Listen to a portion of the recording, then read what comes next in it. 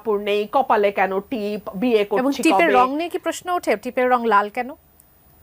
এতটা এখনো যায়নি, বাট আপনি যেহেতু ধরিয়ে দিলেন আমি শিওর এখানে আসবে আর কি। আচ্ছা, ডক্টর এখন থেকে জাহিদুর আসবে। রহমান, একই বিষয় নিয়ে আপনার কাছে জানতে চাইবো যে অনেকে মনে করছেন যদি জামাত একটি জোট গঠন করে আসে তাহলে সেটিকে আওয়ামী লীগ তারা হচ্ছে উগ্রবাদী দল হিসেবে সেটিকে প্রমাণ করার চেষ্টা করবে, দেখানোর চেষ্টা করবে।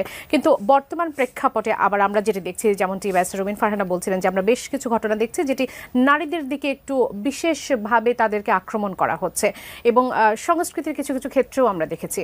সাকরাইন উৎসবকে আমরা এবার হতে দেখিনি, এরকম অনেকগুলো উদাহরণ দিতে পারি। আপনার কাছে কি মনে হয় যে এরকম কোনো কিছু হতে যাচ্ছে কিনা? উগ্রবাদ কি এর মাধ্যমে মাথাচাড়া দিতে পারে কিনা, বা সেরকম সিমটম দেখতে পাচ্ছে কিনা সমাজে এখন? আমি উগ্রবাদ মাথাচাড়া দিতে পারে মনে করি না, কিন্তু উগ্রবাদ মাথাচাড়া দেওয়ার বেশ কিছু ঘটনা দেখা যাচ্ছে, এবং এটা এই না যে বাংলাদেশে এগুলো হঠাৎ করে বেড়েছে, এটা জাস্ট একটা অ্যাডমিনিস্ট্রেটিভ ফেইলিয়ার বলে আমি মনে করি। রুমিন যেভাবে বললেন যে এই সরকার তাদের সমর্থিত সরকার বা তারা সমর্থন করছে, আমিও ঠিক সহানুভূতিশীল মনে করি না, আমি এটা ডিসএগ্রি করি। কি করছে তাহলে এই সরকার? আসলে তাদেরকে কিভাবে আমি ধারণা করি সরকার ভয় পাচ্ছে। ধরুন ৮০টা মাজার ভাঙা বা হামলা করা হয়েছে, আপনি একটা দুটো তিনটে মাজারে যদি স্টেপ নিতেন, মানে আমি এটা বিশ্বাস করতে প্রস্তুত নই ডক্টর ইউনূস মনে করেন মাজার ভাঙা ঠিক আছে বা কিছু করা যাবে না। সরকারের ইনডিসিশন আছে এবং ভয় আছে, আমি ধারণা করি যে এই জন্য কি স্টেপ নিতে পারছে না কোনো ধরনের? সম্ভবত কারণ যারা যাচ্ছেন তারা অনেক উগ্র, কিন্তু এটা না করে এখন আরো বড় বিপদ হচ্ছে, এবং একটা স্টেটকে আপনি এই যে এখন যে ন্যারেটিভটা তৈরি হওয়ার সুযোগ তৈরি হচ্ছে সেটা তো হলো। দোকান বা শোরুম উদ্বোধন যখন নভেম্বরে মেহজাবিনকে দেয়া হলো না, এরপর কোনো স্টেপস নেওয়া হলো না, প্রকাশ্যে ওখানে পোস্টারিং করা হয়েছিল, আপনি কোনো স্টেপস নেন নাই।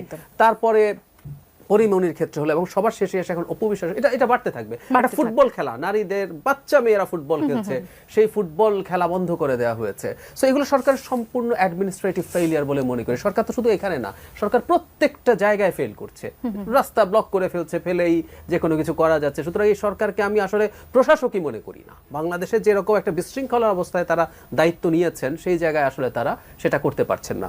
ভবিষ্যতে কি হবে, দুটো ব্যাপার একটু মনে রাখা দরকার। সেটা হচ্ছে বাংলাদেশে ধর্ম বা ধর্মকে সামনে এনে রাজনীতি হতে পারে, সারা পৃথিবীতে আছে। যেমন ভারতের বিজেপি স্পষ্টভাবে সে হিন্দুত্ববাদী রাজনীতি করে, আমি এটা স্ট্রংলি ডিনাউন্স করি, কারণ একটা আইডেন্টিটি পলিটিক্স আমি কখনো এন্ডোর্স করি না। ঠিক একইভাবে ইসলাম বলেও যদি কেউ রাজনীতি করেন আমি সেটার বিরুদ্ধে দাঁড়াই, কিন্তু যতক্ষণ পর্যন্ত তারা কনস্টিটিউশনের পেরিমিটার তারা মানবেন, নির্বাচন ব্যবস্থা মানবেন এবং আমাদের সংবিধান মেনে রাজনীতি করবেন এবং ক্ষমতায় গেলে সেটা মেনে চলবেন, যদি হয় তাহলে আমার অনিচ্ছা থাকলেও সেটাকে আমি সরকার হিসেবে মেনে নেব যদি জনগণ তাদেরকে ভোট দেয়। কিন্তু একটা অ্যালার্মিং সাইন আছে, আমি সেটা বলি। ইসলামী আন্দোলন বাংলাদেশ একটা নিবন্ধিত রাজনৈতিক দল, এই যে যার কথা আমরা এতদিন বললাম, তাদের একটা প্রতীক আছে, তারা নির্বাচন করেছে এবং শেখ হাসিনার সময় খুব কমফোর্টেবলি নির্বাচন করেছে। আমি একটু যোগ করতে চাই, 2018 সালের নির্বাচনের সময় ঢাকায় ঐক্য ফ্রন্টের প্রার্থী, মূলত বিএনপির প্রার্থীদের একটা পোস্টার ছিল না, কিন্তু হাত পাখার পোস্টার ছিল। ওনারা ফেভার কেন পেয়েছেন আই রিয়েলি ডোন্ট নো, এটা খুঁজে দেখা হোক। কিন্তু ওনাদেরই একজন নেতা কয়েকদিন আগে উনি আবার একটা রাষ্ট্রীয় পদে আছেন, ইসলামিক ফাউন্ডেশনের গভর্নর, তিনি প্রকাশ্য জনসভায় মানুষকে কতল করার কথা বলেছেন। খুবই অ্যালার্মিং এবং ভয়ঙ্কর একটা খেয়াল করি আমরা, তার দল থেকে কোনো বক্তব্য নেই, সরকার, উনি একটা রাষ্ট্রীয় পদে আছে, কোনো স্টেপস নেওয়া হয় না। ফলে আমার এই আশঙ্কাটা আছে, যারা নিয়মতান্ত্রিক এবং কনস্টিটিউশনাল ইসলামী রাজনীতি করবেন বলেও বলছেন, তারাও সেই জায়গায় থাকবেন কিনা, এখন এই প্রশ্নটা জরুরি। এটা যদি হয় তাহলে তাদের রাজনীতি করার অধিকার এই কনস্টিটিউশনাল ফ্রেমওয়ার্কে নাই। তারা যদি মনে করেন এটাকে একটা খেলাফতের রাষ্ট্র বানাবেন, তো আপনাকে আসলে ফাইট করে আসতে হবে, ক্ষমতা দখল করে, বিপ্লব করে। দর্শক আছেন আপনাদের সাথে কথা বলতে চান, সুপ্রিয় দর্শক স্বাগত জানাচ্ছি। কে বলছেন, কোথা থেকে বলছেন, আপনার প্রশ্ন নেব। দর্শক নিশ্চয় শুনতে পাচ্ছেন? হ্যালো, জি আপনাকে শুনতে পাচ্ছি। জি আমি যশোর থেকে বলছিলাম, সিরাজ সুজন। জি বলবেন, আপনার প্রশ্ন বলবেন। জি আমার প্রশ্ন রুমিন ফারহানা সাহেবের কাছে। বলুন। দেশে বর্তমানে ছাত্র দল, যুব দল যেভাবে চাঁদাবাজি করতেছে, এখানে রুমিন ফারহানা সাহেব আগেও বলেছে যে আমরা দল থেকে তাদেরকে বহিষ্কার করতেছি, আমরা ব্যবস্থা নিচ্ছি। অনেক বড় দল, বুঝেন তো, মানুষের বিভিন্ন ক্ষোভ থাকতে পারে। আপনারা যদি দল সামলাইতে না পারেন তাহলে 20 কোটি মানুষকে কিভাবে সামলাবেন? আপনাকে ধন্যবাদ, থাকুন আমাদের সঙ্গে। আরো একজন দর্শক আছেন এই মুহূর্তে আমাদের সঙ্গে, তার প্রশ্নটি নিতে দেয়। দর্শক স্বাগত জানাচ্ছি, কে বলছেন, কোথা থেকে বলছেন, আপনার প্রশ্ন করবেন। আমি পিন্টু দুয়ারি পটুয়াখালী থেকে বলছি। জি বলবেন। প্রশ্নটা হচ্ছে আমার ধারণা আপার কাছে। প্রশ্ন হচ্ছে, এক সমন্বয়ক তুষার উনি বলেছে বিএনপি যদি ফেব্রুয়ারি মাসে নির্বাচনের জন্য আন্দোলনের নামে তাহলে বিএনপির অবস্থা হবে 5ই আগস্টের মতো। তাহলে উনি ভোটের রাজনীতির ভবিষ্যৎ কি দেখছে? এই মুহূর্তে আরো একজন দর্শক আছে, সেই প্রশ্নটিও নিয়ে আমরা একবারে 3টে প্রশ্নের উত্তর দেব। দর্শক স্বাগত জানাচ্ছি, কে বলছেন, কোথা থেকে বলছেন, আপনার প্রশ্ন করবেন। আমার নাম মোহাম্মদ রাইহান, আমি ঠাকুরগাঁ থেকে বলতেছিলাম। আমার প্রশ্ন হচ্ছে রুমিন ফারহানার কাছে। জি। আমার প্রশ্ন হচ্ছে ছাত্রগুলোতে নতুন রাজনৈতিক দল তৈরি করতেছে এবং মির্জা ফখরুলের কথার পরিপ্রেক্ষিতে তারা যে বড় বড় কথা বলতেছে, ওদের কথার কাছে মির্জা ফখরুল মনে হয় ওদের কাছে দুধের বাচ্চা, আর ওরাই বড় বর্ষিয়ান রাজনীতিবিদ। দেশটাকে ওরাই স্বাধীন করছে না, আমরাও ছিলাম। তাদের কথাগুলো আমার পছন্দ লাগতেছে না, এক কথাই। জি, ধন্যবাদ, থাকুন আমাদের সঙ্গে। ব্যারিস্টার রুমিন ফারহানা, আপনার কাছে 3টে প্রশ্ন এসেছে। যশোর থেকে সুজন বলছিলেন যে ছাত্রদল যেভাবে চাঁদাবাজি করছে, আপনি এর আগে শোতে এসে বলেছেন ছাত্রদল যুবদল দুটির কথাই বলেছেন, ব্যবস্থা নিচ্ছেন আপনারা, কিন্তু তারপরও সেটা আসলে থামছে না, সেটাকে কন্ট্রোল করা যাচ্ছে না। তাহলে 20 কোটি মানুষকে আসলে আপনারা ক্ষমতায় গেলে কিভাবে কন্ট্রোল করবেন? জি, প্রথম উত্তরটা হচ্ছে আমরা এখনো ক্ষমতায় আসিনি, সুতরাং এদের বিরুদ্ধে ফৌজদারি কার্যবিধিতে যে ব্যবস্থা নেওয়ার কথা এটা এই মুহূর্তে বিএনপির পক্ষে সম্ভব নয়। কিন্তু এই মুহূর্তে সরকার আছে বাংলাদেশে, বিএনপি নাই কিন্তু একটি সরকার আছে। সো এই সরকারের দায়িত্ব বর্তায় যে বিএনপি বলে না, আওয়ামী লীগ বলে না, জাতীয় পার্টি, জামাত এই বিচারে না, এই ধরনের ফৌজদারি অপরাধের সঙ্গে যেই যেখানে যেভাবে যুক্ত তাকে দেশের আইন অনুযায়ী তার বিরুদ্ধে ব্যবস্থা নেওয়া। 2 হচ্ছে বিএনপি যেহেতু ক্ষমতায় নাই কিন্তু দলের দায়িত্বে আছে, সো বিএনপির হাতে সর্বোচ্চ ক্ষমতা হচ্ছে বহিষ্কার করা।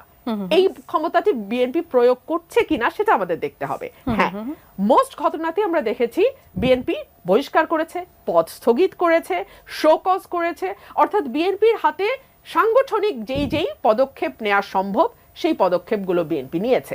3 হচ্ছে বিএনপির টপ মোস্ট যিনি দায়িত্বে আছেন তিনি তার বক্তব্যে বিষয়টি অ্যাড্রেস করছেন কিনা। আমরা কিন্তু জনাব তারেক রহমান যখনই বক্তব্য দেন আমরা কিন্তু লক্ষ্য করি যে উনি এই ধরনের প্রবলেমগুলোর কথা নিজে থেকেই বলেন এবং বারবার ইসলাম আলমগীরের মতন বর্ষিয়ান এবং সর্বজন শ্রদ্ধেয় একজন রাজনৈতিক ব্যক্তিত্বের সঙ্গে কথার লড়াইয়ে চলে যাচ্ছেন, যেটা আসলে সাধারণ মানুষ ভালোভাবে নিচ্ছে না। দিন শেষে তো আপনি মানুষের জন্য পলিটিক্সটা করছেন, মানুষের কাছে পলিটিক্সটা নিতে চাচ্ছেন এবং মানুষের সমর্থন আপনার প্রতি আদায় করতে চাচ্ছেন। এভাবে কথা বলে বা এই ধরনের হুমকি দিয়ে না আপনি মানুষের কাছে যেতে পারবেন না, মানুষ থেকে আপনার বিচ্ছিন্নতা বাড়তেই থাকবে। আর 5ই আগস্টের কথা যদি বলেন তাহলে আমি খুবই বিনীতভাবে এটুকুই বলবো যে রাজনৈতিক প্রজ্ঞা এবং বাংলায় আক্কেল একটু ব্যবহার করলে ভালো হয়। ডাক্তার জাহিদুর রহমান, আপনার কাছে আসি। যেহেতু ছাত্র নেতৃত্ব নিয়ে কথা হচ্ছিল, এখন সামনে নির্বাচনকে কেন্দ্র করে যে প্রশ্নটি আসছে যে প্রতিযোগী কে কার হতে যাচ্ছে, বিএনপি নিশ্চিতভাবে একটি ভালো পজিশনে আছে, এরপর আমরা ইসলামিক দলগুলোর একটা জোটের কথা বলছি, বাম জোটের কথা বলছি, সেই সাথে বিশেষ গুরুত্ব পাচ্ছে যে ছাত্র নেতৃত্বে একটি নতুন দল আসতে যাচ্ছে। কে কার সাথে আসলে প্রতিযোগিতা করতে যাচ্ছে বলে মনে হয়? ছাত্র নেতৃত্বের জোটটি আসলে কিরকম হতে যাচ্ছে, দলটি কেমন হতে যাচ্ছে? জোটের কথা পরে আসছে, কেমন হতে যাচ্ছে আমি খুব আশাবাদী নই। মানে তাদের আশা তারা শুরু থেকেই অনেকগুলো ভুল সিদ্ধান্তের কারণে নষ্ট করেছেন।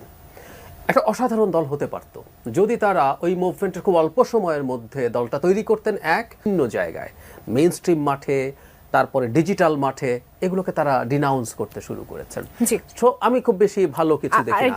পরের যে অংশটা জোট, আমি আসছে যেটা বলছিলেন যে ছাত্রদের সাথে এখন বিএনপির যে ধরনের চাপানুতর হচ্ছে তাতে এটা বলতে মনে হতে পারে যে তারাও কি বিরোধী দলে দাঁড়িয়ে গেল। আমি আবার এখানে একটা খুব কিউরিয়াস ফেসবুক স্ট্যাটাসের কথা বলছি। ডক্টর আসিফ নজরুল এরকম একটা স্ট্যাটাসের মধ্যে দুই পক্ষকে, বিশেষ করে মির্জা ফখরুল ইসলাম আলমগীরের বক্তব্যের পর মিস্টার নাহিদ ইসলাম যেভাবে রিয়্যাক্ট করেছেন তার জায়গায়, উনি একটা জায়গায় বলছেন যে বিএনপির সাথে জোটবদ্ধ হয়ে নির্বাচনে যাওয়ার ব্যাপারটাকে তারা বাতিলও করে দিচ্ছেন না।